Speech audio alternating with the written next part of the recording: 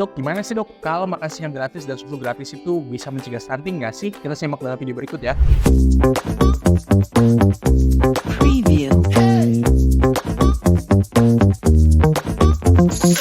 Jadi sebetulnya untuk mencegah stunting itu ada beberapa hal yang harus diperhatikan.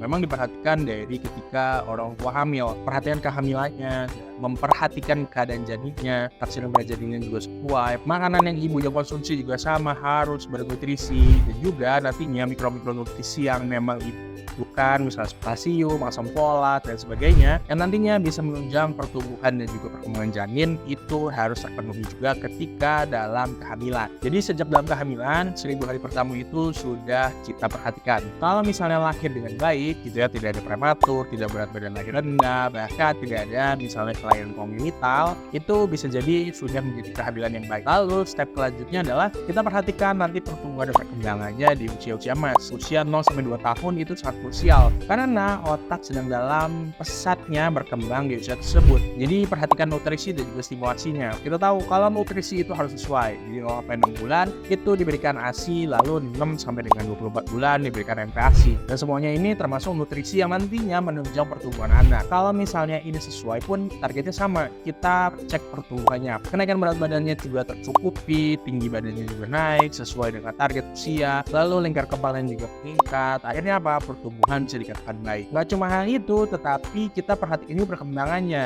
Apakah nantinya perkembangan area motorik kasar, motorik halus, bicara bahasa, sosial emosi, semuanya mencapai milestone yang diinginkan. Sehingga nantinya kalau kita optimalkan di usia emas, bisa jadi SDM yang kita lahirkan, atau anak-anak yang kita besarkan, itu bisa menjadi anak-anak yang pintar, anak-anak yang cerdas di kemudian hari. Bukan hanya tidak menjadi stunting, tetapi anak kita menjadi optimal pertumbuhan dan juga perkembangannya. Tetapi kalau misalnya hanya makan siang aja diberikan, yang nantinya hanya mencukupi satu kali porsi makan dari total intake, misalnya makan itu sehari 3 kali dengan 2 snacknya, apakah ini bisa mencukupi? Mungkin kalau di rumahnya bisa mencukupi juga dari total kalori intake-nya, mungkin bisa aja. Tapi kita lihat lagi di rumahnya apakah anak itu sudah tercukupi dari kebutuhan intake kalorinya atau enggak. Kalau misalnya nggak tercukupi, mungkin tidak tercukupi juga kebutuhan kalorinya. Sehingga apa? Yang ditakutkan dari stunting itu akan muncul. Stunting itu kan adalah permasalahan nutrisi yang kronis sehingga tinggi badannya nggak naik. Tapi bukan masalah tinggi badannya aja, karena pertumbuhan dan perkembangan otaknya pun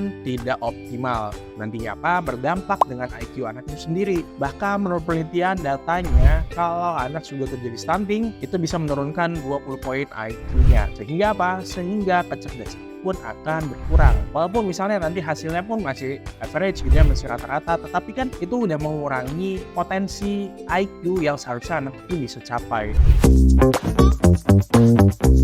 Preview. Makanya kita harus perhatikan banget nutrisi yang sesuai. Selain nutrisi, stimulasi juga harus sesuai, sehingga nantinya stunting itu bisa tercegah dengan baik.